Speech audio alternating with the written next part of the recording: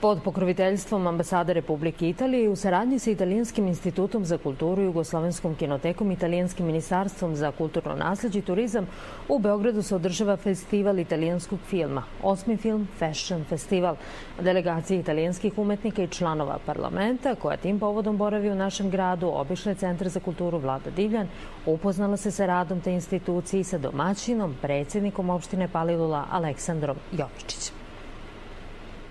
Poslanica italijanskog i evropskog parlamenta Gabriela Carlucci sa delegacijom italijanskih parlamentaraca posetila je Centar za kulturu opštine Palilula Vlade Divljan.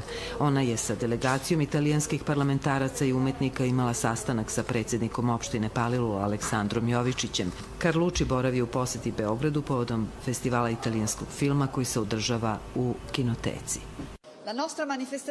Ideja je da manifestacija Fest italijanskog filma traje dalje. Neki filmovi koji će biti prikazani u okviru festa bit će poklonjeni Centru za kulturu Vlada Divljan.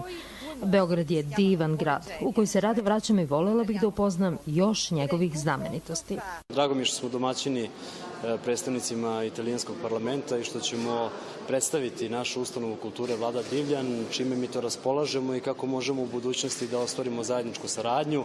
Puno nam je srce što ćemo pokazati sve znamenitosti koje ima naša opština, inače najveća teritorijalna opština u Beogradu.